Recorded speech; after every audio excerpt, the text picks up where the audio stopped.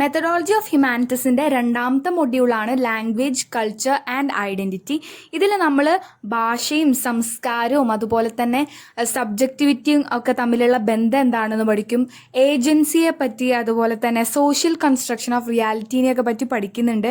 അതുപോലെ തന്നെ ഭാഷയുടെ ചരിത്രം, അതുപോലെ ഭാഷയും ക്ലാസ്, കാസ്റ്റ്, റേസ്, ജെൻഡർ ഇവ തമ്മിലുള്ള ബന്ധങ്ങൾ, അതുപോലെ തന്നെ ഭാഷയും നമ്മളുടെ കോളനിവൽക്കരണവും അങ്ങനെയുള്ള ഒരുപാട് കാര്യങ്ങളാണ് നമ്മൾ ഈ ഒരു മൊഡ്യൂളിൽ പഠിക്കാനായിട്ട് പോകുന്നത്. അപ്പോൾ ആദ്യം തന്നെ നമുക്ക് ഭാഷ എന്താണെന്ന് നോക്കാം. ഭാഷ എന്ന് പറയുന്നത് കമ്മ്യൂണിക്കേഷന് വേണ്ടിയുള്ള ഒരു മീഡിയമാണ്. അതായത് ആശയവിനിമയത്തിന് വേണ്ടിയുള്ള ഒരു മീഡിയത്തെയാണ്, അല്ലെങ്കിൽ അതിന് വേണ്ടിയുള്ള ഒരു ഉപാധിയാണ് നമ്മൾ ലാംഗ്വേജ് എന്ന് പറയുന്നത്. ഈ ലാംഗ്വേജ് എന്ന് പറയുന്നത് നമുക്ക് വിഷ്വൽ ആയിരിക്കാം, ഓറൽ ആയിരിക്കാം, അല്ലെങ്കിൽ ഗസ്ട്രൽ ആയിരിക്കാം. വിഷ്വൽ എന്ന് പറയുമ്പം നമുക്ക് കാണാൻ പറ്റുന്ന, അതായത് എഴുത്തായിരിക്കാം, അല്ലെങ്കിൽ പെയിൻറ്റിങ്സ്, അതായത് നമ്മൾ പണ്ട് കാലത്തെ ആളുകൾ ഗുഹയിലൊക്കെ ഇങ്ങനെ പെയിൻറ്റിങ്ങുകൾ എഴുതി വെച്ചിട്ടില്ലേ, അതുപോലെ ആയിരിക്കാം, അല്ലെങ്കിൽ പ്രിൻ്റ് ചെയ്ത് വെച്ച എന്തെങ്കിലും ആയിരിക്കാം, സിനിമയായിരിക്കാം. ഇനി ഓറൽ എന്ന കാറ്റഗറിയിൽ വരുന്നതാണ് സ്പീച്ച്, മ്യൂസിക്, നമ്മൾ സംസാരിക്കുന്നത്, അതൊക്കെ ഓറൽ എന്ന കാറ്റഗറിയിൽ വരും. അതുപോലെ ഗസ്ട്രൽ എന്ന കാറ്റഗറിയിൽ നമ്മൾ കാണിക്കുന്ന ആംഗ്യങ്ങൾ, ചേഷ്ടകൾ, അതൊക്കെയാണ് ഇത് വരുന്നത്. അതായത് ലാംഗ്വേജ് എന്ന് പറയുന്നത് നമ്മളുടെ കമ്മ്യൂണിക്കേഷനുള്ള ഒരു മീഡിയമാണ്, ഒരു ഉപാധിയാണ്. അത് ഓറൽ ആയിരിക്കാം, വിഷ്വൽ ആയിരിക്കാം, ഗസ്ട്രൽ ആയിരിക്കാം. ലാംഗ്വേജ് കമ്മ്യൂണിക്കേഷന് വേണ്ടിയിട്ടുള്ള ഒരു മീഡിയം മാത്രമല്ല, അതിന് മറ്റ് പല യൂസസും ഉണ്ട്. അതായത് നമുക്ക് ഈ ലോകത്തെക്കുറിച്ചുള്ള ഒരു വിഷൻ നമുക്ക് ക്രിയേറ്റ് ചെയ്യാൻ, അല്ലെങ്കിൽ ഒരു വിഷൻ നമുക്ക് കൺസ്ട്രക്റ്റ് ചെയ്യാനായിട്ട് സാധിക്കും. നമ്മൾ മനസ്സിലാക്കിയ ആ ഒരു വിഷൻ നമുക്ക് മറ്റുള്ളവരായിട്ട് ഷെയർ ചെയ്യാനായിട്ട് സാധിക്കും. മറ്റുള്ളവരുടെ വിഷൻ നമുക്ക് അക്സെപ്റ്റ് ചെയ്യാനോ റിജക്റ്റ് ചെയ്യാനോ ലാംഗ്വേജിലൂടെ സാധിക്കും. അതുമാത്രമല്ല, നമ്മൾ എന്താണ് എന്നൊരു സെൻസ് നമുക്കുണ്ടാവും. ഈ ഒരു ലാംഗ്വേജിലൂടെ നമുക്ക് മനസ്സിലാവും നമ്മളെന്താണ് എന്ന് മനസ്സിലാവും. മാത്രമല്ല, മറ്റുള്ളവരെന്താണ്, അങ്ങനെയുള്ള ഒരുപാട് നല്ല ധാരണകൾ ഉണ്ടാക്കിയെടുക്കാൻ ലാംഗ്വേജിലൂടെ നമുക്ക് സാധിക്കും. ലാംഗ്വേജിന് 2 കമ്പോണൻസ് ഉണ്ടെന്നാണ് ഫെർഡിനൻഡ് ഡി സാഷർ പറയുന്നത്. സാഷറിൻ്റെ അഭിപ്രായത്തിൽ ലാംഗ്വേജിന് 2 കമ്പോണൻസ് ഉണ്ട്. ഫെർഡിനൻഡ് ഡി സാഷർ വളരെ ഇമ്പോർട്ടൻ്റ് ആയിട്ടുള്ള ഒരു ലിംഗ്വിസ്റ്റാണ്. അദ്ദേഹം ഒരു സ്വിസ് ലിംഗ്വിസ്റ്റാണ്. നമ്മൾ അറിഞ്ഞിരിക്കേണ്ട വളരെ ഇമ്പോർട്ടൻ്റ് ആയിട്ടുള്ളൊരു വ്യക്തിയാണ്. അപ്പോൾ അദ്ദേഹത്തിൻ്റെ അഭിപ്രായത്തിൽ ലാംഗ്വേജിന് 2 കമ്പോണൻസ് ഉണ്ടെന്നാണ് പറയുന്നത്. Lang and parole. ലാംഗ് എന്ന് പറയുന്നത് റൂൾസ് ഓഫ് ലാംഗ്വേജ്. ഏതൊരു ലാംഗ്വേജിനായാലും അതിൻ്റേതായിട്ടുള്ള റൂൾസ് ഉണ്ട്. ഇപ്പം ഇംഗ്ലീഷിനായ അതിൻ്റെ ഗ്രാമർ ഉണ്ട്, മലയാളത്തിനാണെങ്കിൽ മലയാളത്തിൻ്റെ വ്യാകരണം ഉണ്ട്. അതുപോലെ റൂൾസ് ഓഫ് ദ ലാംഗ്വേജിനെയാണ് നമ്മൾ ലാംഗ് എന്ന് പറയുന്നത്. രണ്ടാമത്തെ കമ്പോണൻ്റ് ആണ് പരോൾ. പരോൾ എന്ന് പറയുന്നത് ഇൻഡിവിജ്വൽ അട്ടറൻസ്, അല്ലെങ്കിൽ the act of expression or speaking. നമ്മൾ ഈ ഒരു ലാംഗ്വേജ് സംസാരിക്കുന്ന, അല്ലെങ്കിൽ നമ്മളുടെ ആശയങ്ങൾ നമ്മൾ ആവിഷ്കരിക്കുന്നില്ലേ ഒരു ലാംഗ്വേജിലൂടെ, ആ ഒരു പ്രവൃത്തിനെയാണ് നമ്മൾ പരോൾ എന്ന് വിളിക്കുന്നത്. നമുക്ക് ഒരു എക്സാമ്പിൾ വേണമെങ്കിൽ പറയാം, ഗ്രാമറും സ്പോക്കൺ ഇംഗ്ലീഷും. ലാംഗ്വേജ് നമുക്കൊരു ഐഡൻറ്റിറ്റി ഉണ്ടാക്കി തരുന്നു. അതിന് ഏറ്റവും വലിയ എക്സാമ്പിളാണ് നമ്മുടെ പേര്. എൻ്റെ പേരാണ് എൻ്റെ ഐഡൻറ്റിറ്റി, നിങ്ങളുടെ പേരാണ് നിങ്ങളുടെ ഐഡൻറ്റിറ്റി. അത് മാത്രമല്ല, ലാംഗ്വേജ് എന്ന് പറയുന്നത് ഡിഫറൻസിൻ്റെ ബേസിൽ വർക്ക് ചെയ്യുന്ന ഒരു സോഷ്യൽ സിസ്റ്റമാണ്. അതായത് ഇപ്പോൾ ക്യാറ്റ് എന്നൊരു വാക്ക്, ആ വാക്ക് നമുക്ക് മനസ്സിലാവാനുള്ളൊരു കാരണം എന്ന് പറയുന്നത്, ആ ഒരു വാക്ക് ഹാറ്റിൽ നിന്നും ബാറ്റിൽ നിന്നും ഫാറ്റിൽ നിന്നും വ്യത്യസ്തമാണ്. അതുകൊണ്ടാണ് നമുക്ക് ക്യാറ്റ് എന്ന വാക്ക് നമുക്ക് മനസ്സിലാവുന്നത്. അത് നമുക്കൊരു സെൻസ് ഉണ്ടാക്കുന്നത് അതിൻ്റെ ആ ഒരു വ്യത്യസ്തത കാരണമാണ്. പൂച്ചയെ നമ്മൾ ക്യാറ്റ് എന്നാണ് പറയുന്നത്. വവ്വാലിനെ നമ്മൾ ബാറ്റ് എന്ന് പറയുന്നു. കാണാൻ വ്യത്യസ്തമാണ്, ദേ ലുക്ക് ഡിഫറെൻറ്റ്. അതുപോലെ തന്നെ അവരുടെ സൗണ്ട്, ക്യാറ്റ്, ബാറ്റ്, രണ്ടും സൗണ്ട് ചെയ്യുന്നതും വ്യത്യസ്ത രീതിയിലാണ്. അതുകൊണ്ടാണ് ഈ ഒരു വാക്ക് നമുക്ക് സെൻസിബിളായിട്ട് തോന്നുന്നതും നമുക്ക് മനസ്സിലാക്കാനായിട്ട് സാധിക്കുന്നതും ഈ ഒരു ഡിഫറൻസ് കൊണ്ട് മാത്രമാണ്. ഒരു വാക്കും അതുകൊണ്ട് നമ്മൾ ഉദ്ദേശിക്കുന്ന ഒരു വസ്തുവും, അതായത് നമ്മൾ ടേബിൾ എന്ന് പറയുമ്പോൾ നമ്മൾ ഉദ്ദേശിക്കുന്നത് ഒരു മേശയാണ് നമ്മൾ ടേബിൾ എന്ന് പറയുന്നത്. പക്ഷേ ഈ ടേബിൾ എന്ന വാക്കും ആ ഒരു സാധനവും തമ്മിൽ ഒരു തരത്തിലുള്ള കണക്ഷനും ഇല്ല, ഒരു തരത്തിലുള്ള സിമിലാരിറ്റിയും ഇല്ല. നമ്മൾ ഈ സാധനത്തെ ടേബിൾ എന്ന് വിളിക്കുന്നത് ഇന്ന കാരണം കൊണ്ടാണ്, അല്ലെങ്കിൽ ഇന്നൊരു സിമിലാരിറ്റി കൊണ്ടാണ് നമ്മൾ ഈ സാധനത്തെ ടേബിൾ എന്ന് വിളിക്കുന്നത്, അല്ലെങ്കിൽ ഇന്ന കണക്ഷൻ കൊണ്ടാണ് നമ്മൾ ഇതിനെ ടേബിൾ എന്ന് വിളിക്കുന്നത്. അങ്ങനെ നമുക്ക് ഒരിക്കലും പറയാനായിട്ട് സാധിക്കില്ല. ഈ ഒരു വാക്കും ഈ ഒരു വസ്തുവും തമ്മിലുള്ള ആ ഒരു ലിങ്ക് അതെങ്ങനെ ഉണ്ടായെന്ന് വെച്ച് കഴിഞ്ഞാൽ റിപ്പീറ്റഡ് യൂസും കൺവെൻഷനും കാരണമാണ്. കാരണം ആളുകൾ ഇതിനെ ടേബിൾ ടേബിൾ ടേബിൾ എന്ന് റിപ്പീറ്റഡ് ആയിട്ട് പറഞ്ഞുകൊണ്ടിരിക്കുകയാണ്. അത് മാത്രമല്ല, പരമ്പരാഗതമായിട്ട് എല്ലാവരും ഇതിനെ ടേബിൾ എന്നാണ് വിളിക്കുന്നത്. അതുകൊണ്ട് നമുക്ക് ഇങ്ങനെ പറയാം, ഒരു വാക്കും അതിൻ്റെ അർത്ഥവും തമ്മിലുള്ള ആ ഒരു ബന്ധം എന്ന് പറയുന്നത് ആർബിട്രറി ആണ്, അല്ലെങ്കിൽ ആരോപിക്കുന്നതാണ്.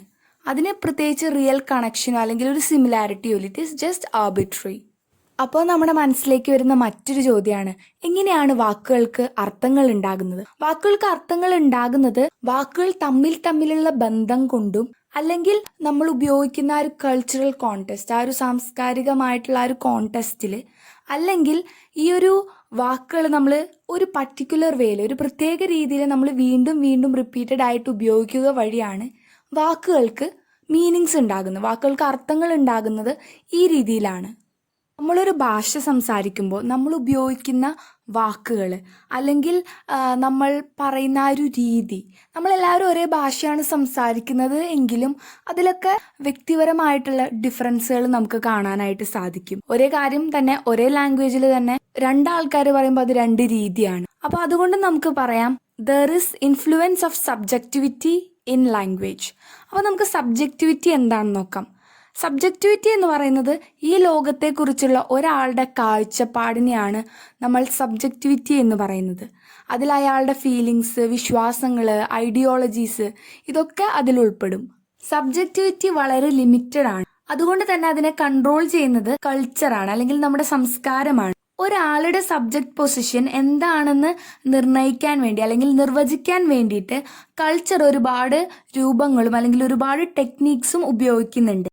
ഒരു സോഷ്യൽ സ്ട്രക്ചറിൽ നമ്മളുടെ പൊസിഷൻ അല്ലെങ്കിൽ ലൊക്കേഷനെയാണ് നമ്മൾ സബ്ജക്റ്റ് പൊസിഷൻ എന്നതുകൊണ്ട് ഉദ്ദേശിക്കുന്നത്. അതായത് നമ്മളൊരു ഫാമിലിയിൽ നമ്മളൊരു കുട്ടിയാണ്, പക്ഷേ ഒരു കോളേജിലോ സ്കൂളിലോ നമ്മൾ ചെല്ലുമ്പോൾ അവിടെ നമ്മൾ സ്റ്റുഡൻ്റ് ആണ്. പക്ഷെ അതിൽ നിന്നും മാറി മറ്റൊരു സോഷ്യൽ സ്ട്രക്ചർ, അതൊരു ഓഫീസിലാണെങ്കിൽ നമ്മളവിടെ എംപ്ലോയി ആണ്. നമ്മളെ സോഷ്യൽ സ്ട്രക്ചർ മാറുന്നതിനനുസരിച്ച് സബ്ജക്റ്റ് പൊസിഷനും നമ്മൾ മാറുന്നുണ്ട്.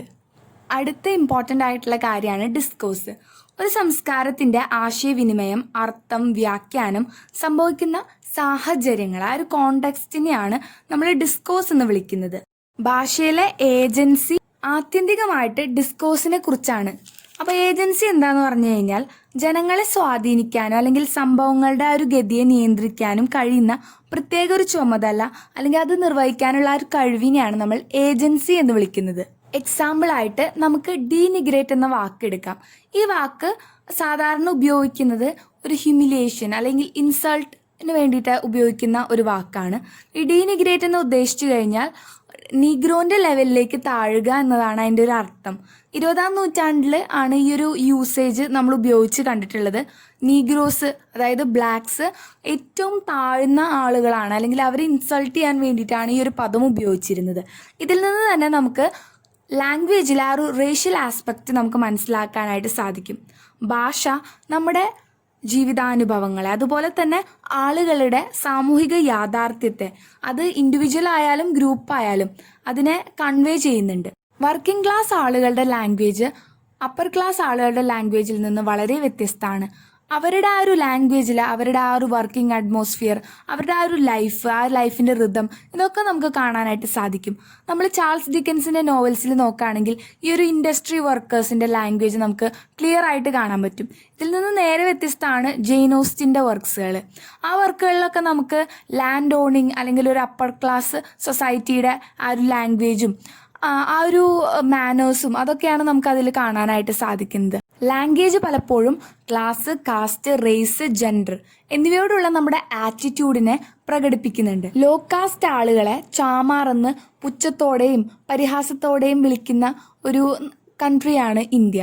അപ്പോൾ ഇവിടെ ആ ഒരു ലാംഗ്വേജ്, ആ ഒരു വേർഡിൽ നിന്ന് നമുക്ക് മനസ്സിലാക്കാനായിട്ട് സാധിക്കുന്നത് നമ്മുടെ ആ ഒരു കാസ്റ്റ് ഡിഫറൻസ്, അല്ലെങ്കിൽ ആ ഒരു കാസ്റ്റ് ആസ്പെക്റ്റ് ഓഫ് ലാംഗ്വേജ് ആണ് നമുക്ക് അതിൽ നിന്ന് മനസ്സിലാക്കാനായിട്ട് സാധിക്കുന്നത്. ഇതുകൊണ്ടാണ് ഗാന്ധിജി ഒരു പുതിയ ടേം, ഹരിജൻ എന്നൊരു പുതിയ ടേം, ഹരിജൻ എന്ന് പറഞ്ഞു കഴിഞ്ഞാൽ ഗോഡ്സ് പീപ്പിൾ, അങ്ങനെ ഒരു പുതിയ ടേം ഈ അൺടച്ചബിൾ ആയിട്ടുള്ള അല്ലെങ്കിൽ ഈ ലോ കാസ്റ്റ് ആളുകളെ വിളിക്കാനായിട്ട് അദ്ദേഹം ഉപയോഗിച്ചു. സ്വാതന്ത്ര്യത്തിന് ശേഷം കോൺസ്റ്റിറ്റ്യൂഷനും ലീഗൽ സിസ്റ്റവും ഒക്കെ ഉണ്ടാക്കിയ BR അംബേദ്കറിനെ പോലെയുള്ള ആളുകൾ ന്യൂ നോമൻക്ലേച്ചേഴ്സ് ആണ് ഇവർക്ക് നൽകിയത്. ബാക്ക്വേർഡ് കാസ്റ്റ്, സ്കെഡ്യൂൾഡ് ട്രൈബ് എന്നീ പേരുകളാണ് ഇവർക്ക് നൽകിയത്. ഇതിന്റെ പ്രത്യേകത എന്ന് പറയുന്നത് ഇത് കാസ്റ്റ് സ്പെസിഫിക് ടേംസ് അല്ല എന്നുള്ളതാണ്. ഇന്നൊരു ജാതിയെ കുറിക്കുന്ന അങ്ങനത്തെ ടേംസ് അല്ല എന്നുള്ളതാണ്. BR അംബേദ്കറിനെ പോലെയുള്ള ചിന്തകരും രാഷ്ട്രീയ സൈദ്ധാന്തികന്മാരും പറയുന്ന ഒരു കാര്യമാണ് ഇംഗ്ലീഷ് എന്ന് പറയുന്നത് വളരെ ന്യൂട്രൽ ആയിട്ടുള്ള ലാംഗ്വേജ് ആണ്. ഇവിടെ ട്രഡീഷണൽ കാസ്റ്റ് നെയിംസ് ഇറലവൻ്റ് ആണ്, അതിൻ്റെ ആവശ്യമില്ല. നമ്മൾ അഡ്രസ്സ് എഴുതുമ്പോഴായാലും പേര് എഴുതുമ്പോഴായാലും അവിടെ കാസ്റ്റ് നെയിംസ് നമ്മൾക്ക് പറയേണ്ട കാര്യം വരുന്നില്ല. അതുകൊണ്ട് തന്നെ നിലനിൽക്കുന്ന അസമത്വങ്ങൾ ഇല്ലാതാക്കാൻ ഇംഗ്ലീഷ് ലാംഗ്വേജിനെ കൊണ്ട് കഴിയും എന്നാണ് അവർ ആർഗ്യൂ ചെയ്തത്. കാസ്റ്റിന്റെ അതേ അവസ്ഥ തന്നെയാണ് റേസിന്റെ കേസിലും ഉള്ളത്. കാരണം നിഗർ, ബ്ലാക്കി, ചിങ്കി, ബ്രൗണി എന്നിങ്ങനെയുള്ള ഒരുപാട് വാക്കുകൾ നെഗറ്റീവ് ആയിട്ടുള്ള വേയിൽ നോൺ വൈറ്റ് റേസസ്, അതായത് വെള്ളക്കാരല്ലാത്ത ആളുകളെ കളിയാക്കുന്നതിന് വേണ്ടിയിട്ട്, അത് മാത്രമല്ല ഹ്യൂമിലിയേറ്റ് ചെയ്യുന്നതിന് വേണ്ടിയിട്ട് ഒരു നെഗറ്റീവ് ആയിട്ടുള്ള വേയിലാണ് ഈ വാക്കുകൾ ഉപയോഗിച്ചിരുന്നത്. അതുകൊണ്ട് നമുക്ക് പറയാം റേസും ലാംഗ്വേജും വളരെ ക്ലോസ്ലി അസോസിയേറ്റഡ് ആണ്. കാരണം നമ്മൾ ലാംഗ്വേജ് ഉപയോഗിച്ചുകൊണ്ടാണ് മറ്റൊരാളെ ഡിസ്ക്രിമിനേറ്റ് ചെയ്യുന്നത്. അതുപോലെ തന്നെ language is also associated with gender. English ലാംഗ്വേജിൽ നമുക്ക് ക്ലിയർ ആയിട്ട് ജെൻഡർ ഡോമിനേഷൻ കാണാനായിട്ട് സാധിക്കും. ഹ്യൂമൻ കൈൻഡ് എന്നതിന് പകരം എല്ലായ്പ്പോഴും ഉപയോഗിക്കുന്നത് മാൻ കൈൻഡ് എന്ന വാക്കാണ്. അത് തന്നെ ജെൻഡർ ഡോമിനേഷന് ഏറ്റവും വലിയ എക്സാമ്പിൾ ആണ് ഇംഗ്ലീഷ് ലാംഗ്വേജിൽ. ഈ മാൻ കൈൻഡ് എന്ന വാക്കിൽ എല്ലാ മനുഷ്യരെയും ഉൾപ്പെടുത്തുന്നുണ്ടെങ്കിലും പക്ഷെ അത് സൂചിപ്പിക്കുന്നത് ഹാഫ് ഓഫ് ദ പോപ്പുലേഷൻ, പുരുഷന്മാരെ മാത്രമാണ്. മാൻ കൈൻഡ് എല്ലാ മനുഷ്യരെയും അതിൽ ഉൾക്കൊള്ളിച്ചിട്ടുണ്ട് എന്ന് പറയുമ്പോഴും അത് പകുതി പോപ്പുലേഷനെ മാത്രം സൂചിപ്പിക്കുന്ന ഒന്നാണ്. ഡിഫറെൻറ്റ് ജെൻഡറിൽ പെട്ടിട്ടുള്ള ആളുകൾ ഒരു ലാംഗ്വേജ് യൂസ് ചെയ്യുമ്പോൾ ആ ലാംഗ്വേജ് യൂസ് ചെയ്യുന്ന ആ രീതിയിൽ വ്യത്യാസം ഉണ്ടായിരിക്കും. സ്ത്രീകൾ ഭാഷ ഉപയോഗിക്കുന്ന രീതിയിലല്ല പുരുഷന്മാർ ഭാഷ ഉപയോഗിക്കുന്നത്. സോഷ്യൽ കോണ്ടെക്സ്റ്റിന്റെ റിസൾട്ടായിട്ടാണ് ഇത്തരത്തിലുള്ള ഒരു ജെൻഡർ ഡിഫറൻസ് ലാംഗ്വേജിന്റെ ഉപയോഗത്തിന്റെ കാര്യം, ലാംഗ്വേജിന്റെ യൂസിന്റെ കാര്യത്തിൽ ഉണ്ടായത് എന്നാണ് തിയറിസ്റ്റുകൾ പറയുന്നത്. ഇനി നമ്മൾ ഭാഷയും കോളനിവൽക്കരണവും എന്നതിനെ പറ്റിയിട്ടാണ് പറയാനായിട്ട് പോകുന്നത്. ഏകദേശം 400 വർഷത്തോളം ബ്രിട്ടീഷുകാർ ഇവിടെ ഭരിച്ചു. അതുവരെ ഇവിടെ അധികാരത്തിന്റെ ഭാഷ അല്ലെങ്കിൽ അഡ്മിനിസ്ട്രേഷന്റെ ഭാഷ എന്ന് പറയുന്നത് സാൻസ്ക്രിറ്റും പേർഷ്യനുമായിരുന്നു. പക്ഷേ ബ്രിട്ടീഷുകാരുടെ വരവോടുകൂടി ആ ഒരു സ്ഥാനം ഇംഗ്ലീഷ് ഏറ്റെടുത്തു. അത് മാത്രമല്ല ബ്രിട്ടീഷുകാർ സ്കൂളുകളിലും കോളേജുകളിലും ഇംഗ്ലീഷ് പഠിപ്പിക്കാനായിട്ട് കൂടി തുടങ്ങി. അങ്ങനെയാണ് ഇംഗ്ലീഷ് ഇന്ത്യയിൽ ഇത്രയധികം പോപ്പുലർ ആയത്. ബ്രിട്ടീഷുകാരായിട്ടുള്ള Warren Hastings, TB Macaulay, William Jones, JS Mill എന്നിവരൊക്കെ ആദ്യം ഇന്ത്യൻ ലാംഗ്വേജസ് പഠിച്ചു. പിന്നെ ഇന്ത്യൻ ലാംഗ്വേജസിൽ നിന്ന് അവർ ഇംഗ്ലീഷിലേക്ക് കാര്യങ്ങൾ ട്രാൻസ്ലേറ്റ് ചെയ്തു. അങ്ങനെ ഇന്ത്യൻ ലാംഗ്വേജസിലെ സ്പെഷ്യലിസ്റ്റുകളായിരുന്ന ഇവരെ ഓറിയന്റലിസ്റ്റ് എന്നാണ് വിളിച്ചിരുന്നത്. ഇവർ Indian languages, law, literature, religion, arts എന്നിവയൊക്കെ പറ്റി വളരെ നന്നായിട്ട് പഠിച്ചു. ഇംഗ്ലീഷ് ലാംഗ്വേജും യൂറോപ്യൻ കൾച്ചറും മാത്രം കൊണ്ട് ഇവിടെ ഇക്വാളിറ്റി, ലിബർട്ടി, മോഡേണൈസേഷൻ, ഡെവലപ്മെന്റ് ഒക്കെ ഉണ്ടാകുമെന്ന് അവർ പ്രചരിപ്പിക്കാനായിട്ട് തുടങ്ങി. അങ്ങനെ ഇംഗ്ലീഷിന്റെ പോപ്പുലാരിറ്റി വളരെ കൂടാനായിട്ട് തുടങ്ങി. രാജാറാം മോഹൻ റായെ പോലെയുള്ള ആളുകൾ ഇവിടെ സാൻസ്ക്രിത് വിദ്യാഭ്യാസമല്ല ഇംഗ്ലീഷ് എഡ്യൂക്കേഷൻ ആണ് വേണ്ടത് എന്ന് ബ്രിട്ടീഷുകാരോട് പറഞ്ഞു. അങ്ങനെ ഇംഗ്ലീഷ് ഇവിടുത്തെ എഡ്യൂക്കേഷൻ്റെ, ജസ്റ്റിസിൻ്റെ, ഡെവലപ്മെൻറ്റിൻ്റെ, ലോയുടെ, കൊമേഴ്സിൻ്റെ ഒക്കെ ലാംഗ്വേജ് ആയിട്ട് മാറി. ഇന്ന് നമ്മൾ കാണുന്ന ഈ ഒരു ഇംഗ്ലീഷ് എഡ്യൂക്കേഷൻ എന്ന് പറയുന്നത്, അതായത് ഇന്ത്യയിലെ സ്കൂളുകളിലുള്ള ഈ ഒരു ഇംഗ്ലീഷ് എഡ്യൂക്കേഷൻ എന്ന് പറയുന്നത് നമ്മളുടെ ബ്രിട്ടീഷ് കൊളോണിയൽ പോളിസി, അതായത് ഇവിടെ ഇംഗ്ലീഷ് പ്രൊമോട്ട് ചെയ്യാനുള്ള അവരുടെ ആ ഒരു കൊളോണിയൽ പോളിസിയുടെ ഒരു പാരമ്പര്യമാണ്, അല്ലെങ്കിൽ അതിൻ്റെ ഒരു പിന്തുടർച്ചയാണ് നമ്മളുടെ ഇന്നത്തെ സ്കൂളുകളിലെ ഇംഗ്ലീഷ് വിദ്യാഭ്യാസം എന്ന് പറയുന്നത്.